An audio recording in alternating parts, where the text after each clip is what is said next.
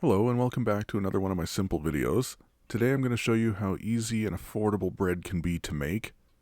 It's also not as time consuming as you may think with a couple little cheats I do. What you need is everything you see here, which is not a whole ton, and if you just want basic bread, you don't need the everything bagel or the cheese or anything like that. I just wanted to fill mine and top mine. Now, if you don't have loaf pans, it's not a big deal. You can get them at the dollar store or Dollarama, at least here in Canada. They're about $4 a pan and they last forever.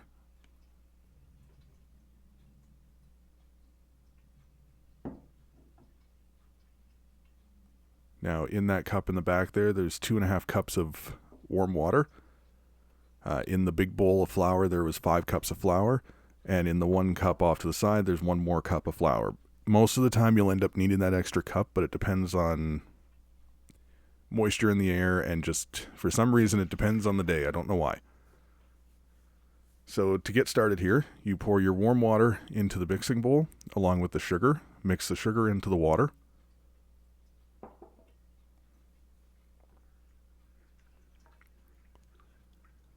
Once you've got the sugar mixed in, sprinkle the yeast on top. I just use a traditional yeast, not a fast acting or anything like that. And I give it a little bit of a mix in, just so it's not lumpy or anything like that.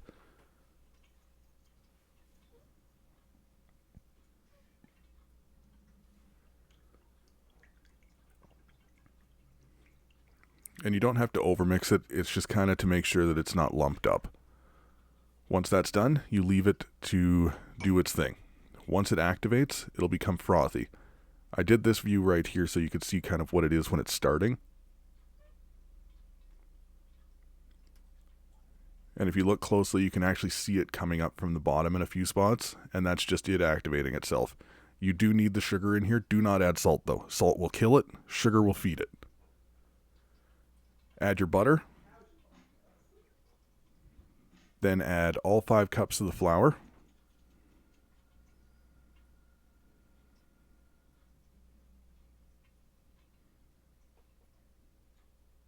And once you've added the flour in, you can add the salt on top of that.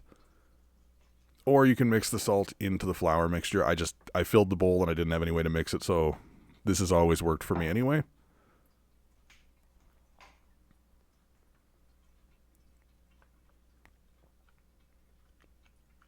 Then you just want to take a wooden spoon or spatula or anything like that. Mix it together until it's a sticky mess. You'll see that happen pretty quick.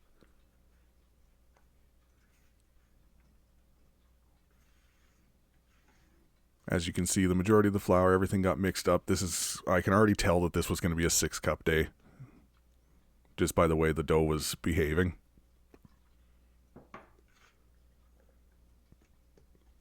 From here on, you'll need to hand knead it a bit, add some flour, continue to work it until it's not super sticky. I sped this part up because there's no need to watch me knead it for 3 or 4 minutes here. Once you've got it to a point where you can kind of handle it, flour the work surface you're working on and pour the dough out onto it. Now you're going to want to knead this until it's just essentially just not super sticky anymore. It should be quite soft and pliable, but once it's not super sticky, you'll know you're good to go.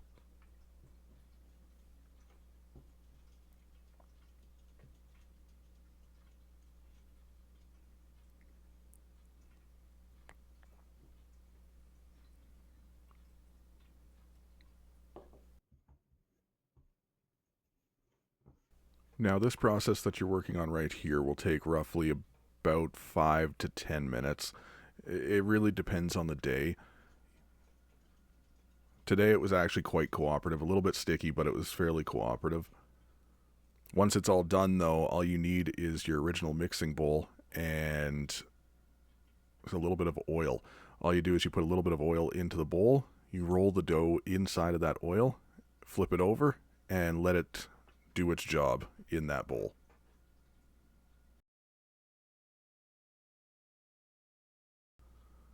And as you can see, it's just slightly sticky. It's almost at the point that it's good to be put in for proofing.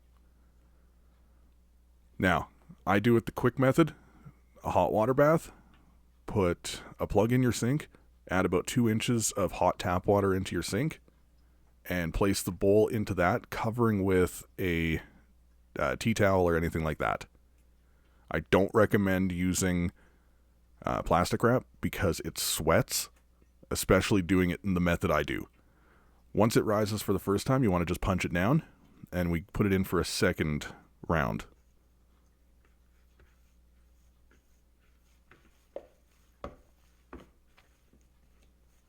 The reason I do the hot water bath is because this only took about 45 minutes-ish, whereas if I leave it on the counter, it could take double that, and I don't usually have time for that. So this is after about another 45 minutes in the hot water again. Well, when I say hot, I just mean tap water hot, not hot. Now what you're going to want to do is just put a little bit of flour on your work surface again and dump your dough out onto it, splitting it in two so that you can do your 2 loaves.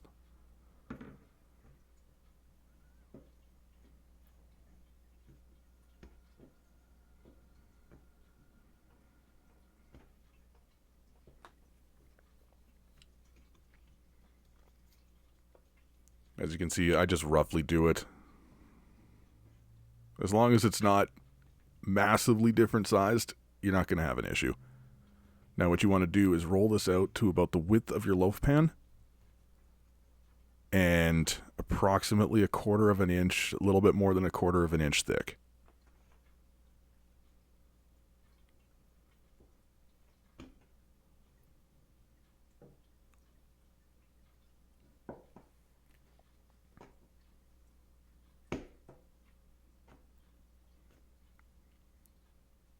Now, I do apologize for being a little bit off screen on this one. I didn't realize camera placement was so far off.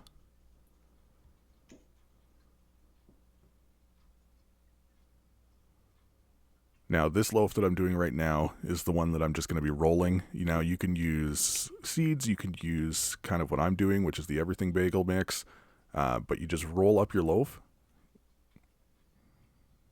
Again, trying to keep it about the width of a loaf pan. When you get to the end, you pinch the ends together so that it closes the loaf. Then all you're going to do is take your topping, sprinkle it down in front of the loaf that you just molded up.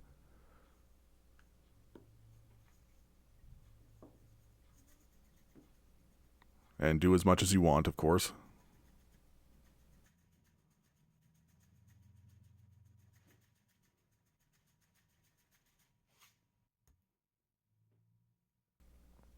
Then you just roll it through firmly, and that'll embed everything that you put on the counter into your loaf.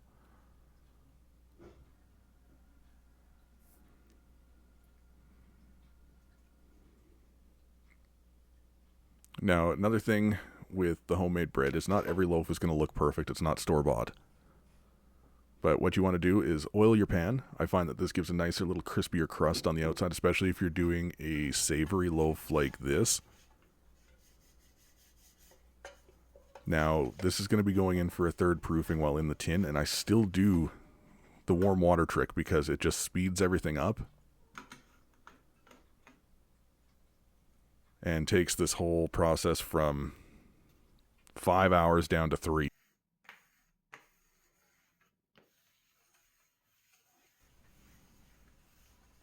Just clean up the work surface so that you can start your second one. Fortunately, I was doing 2 savory loaves, so if a little bit of everything stuff got into this one, it's not a big deal. Now, for a filled loaf, it's the exact same process.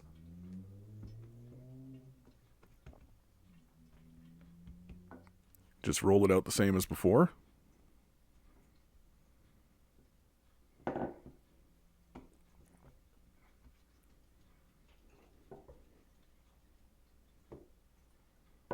Now, when you're doing a filled one, though, you do want to make sure that you don't overfill it, especially if you're filling it with something that has a lot of oil in it, example being cheese. If you add too much cheese, what you'll end up with is a pool of oil at the end. This is the one time where I can say less is more when it comes to a cheese filling of some sort.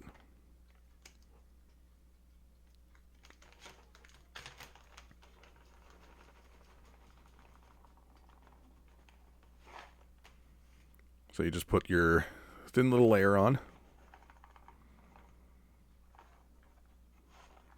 It looks like a lot, but trust me, it really was not very much. Then you're going to do the same thing as before. You just roll the dough in and onto itself. You want to make sure you leave the one leading edge clean so that you can pinch it together when you're finished making the loaf. Again, tapping the sides in to make it the right size for the pan. Pinch it together. Now, since this one has no topping at the end here, I do put a little bit of a coating of oil on top when I put it in the pan, and that's just to keep it from drying out during the final proofing process.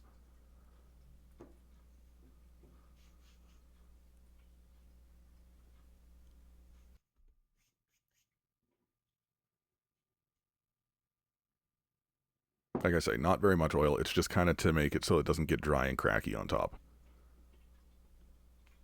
Then same thing as before, oil up your loaf pan.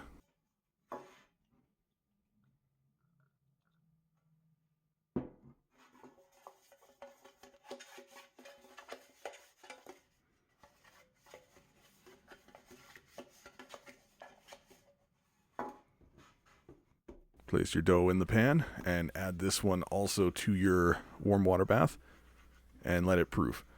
Now in a second here you'll see what they look like before baking. Once they hit that point, toss them in a preheated oven at 350 degrees for roughly 30 to 40 minutes. Now, timing varies based on altitude, temperature, everything. So you kind of have to go with a little bit of intuition on this one. Easiest way to tell is light browning around the edges of the loaf, and when you tap it, it just sounds a little bit hollow. Now, if you have a topping to add prior to baking, add it now. So for instance, cheese you wouldn't be able to add before the proofing process, or during the proofing process, sorry. So prior to baking it, throw your cheese on top.